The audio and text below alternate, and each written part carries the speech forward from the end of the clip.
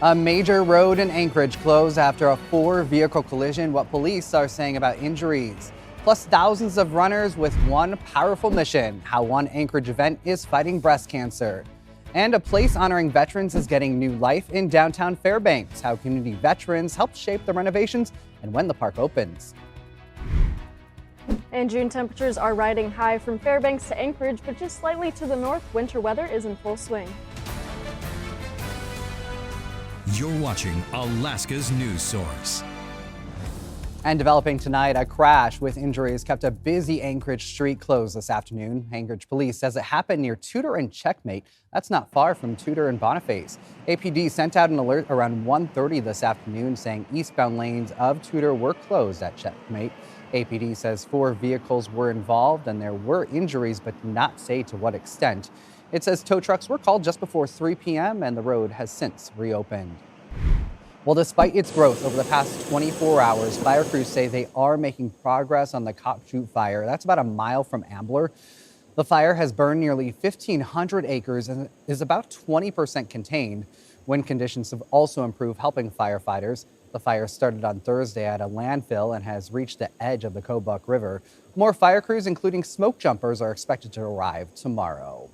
It's been a great day. Here's a live look outside after a week of 70-degree highs in much of the state. Temperatures are now on the cool down. Meteorologist Bailey Braun has the details. Hey there, Bailey. Hi, Kyle. Yes, thank you. We're expecting a few more days of these warm temperatures, riding up into the upper 60s. Meanwhile, Anchorage actually trending down much closer to that 60-degree point across the state right now. We're looking at a lot of that sunshine continuing in South Central, but we will begin to see a change by Sunday. Meanwhile, into areas like the interior, this is where we're actually still seeing some partly sunny skies and an increased chance for these thunderstorm activities. Now, I wanted to show you that areas like Southeast, this is where we're still harboring in a little bit more of that wet weather. Showers continuing overnight and into your Sunday.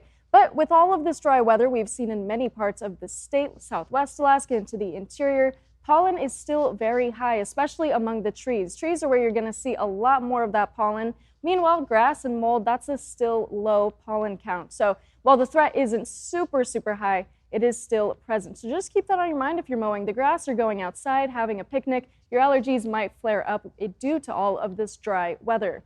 Now, as we look ahead for tomorrow, we are going to see a bit more of those clouds beginning to roll in Anchorage. Mostly cloudy skies expected with high temperatures at 61 degrees. Meanwhile, Fairbanks riding up into the upper 60s. Now, for those overnight lows for tonight, we're going to see temperatures begin to dip down into the upper 40s, even reaching about 50 degrees in many parts of the state. But those high temperatures are going to track closer to that 70-degree point across the interior. We will see a few more of those thunderstorms continuing on from Fairbanks into Delta Junction. And for South Central, again, that increase in cloud cover as well as a few more of those showers expected as we watch the next low pressure system. But I'll have much more details during our full forecast. Kyle? Bailey, thank you. See you in just a bit. It started with heartbreak and grew into something reaching thousands of women here in Alaska. Danny Tompkins stepped alongside supporters and survivors at this year's Alaska's Runs for Women. You're amazing! A sea of pink. Woo! In Anchorage, for one reason. Awesome! Everybody doing so good! The Alaska Run for Women. Ooh, strong finish. Kathy Wistoff is a founding board member. 1 in 8 women will be diagnosed with breast cancer in their lifetime. So most of the people here, if they're not breast cancer patients themselves, they know somebody who is. Everybody's affected by the disease. And that brings people out. People like Carol Butler, who was first diagnosed at age 41 with triple-negative breast cancer. And I'll be lucky if I don't tear up because, I'm a 2-time cancer survivor. She says she was the 9th person in the U.S. with that type of cancer. Shockingly, 30 years exactly after my first cancer, I was diagnosed with a second cancer. It's this initial diagnosis, it's very scary. You just don't know where to turn. She says this event, it offers hope with so many of the programs and so much of the support. Wistoff has been here every single year, helping start to finish. I lost my sister. She passed away 4 years after diagnosis. And so I just decided that this is what I need to do, and stay with it. This year marks the 34th year of the Alaska Run for Women. And under this beautiful sun today are over 5,000 participants that are expected to raise over $250,000. Good job, ladies. Well done. Kathy says that money goes towards grants in Alaska to fund education, treatment support, and research, so Alaskans never feel alone. So don't be afraid. Don't keep it to yourself. Don't internalize. Just reach out and let yourself be supported. Now and in years to come. We are here until there's a cure. Thank you for being here today. Danny Tompkins, Alaska's news source. Renovations continue at a popular park in downtown Fairbanks, but the end is finally in sight with its reopening expected later on this summer. Alex Bengal takes us through what's being done and when people are expected to use the park again.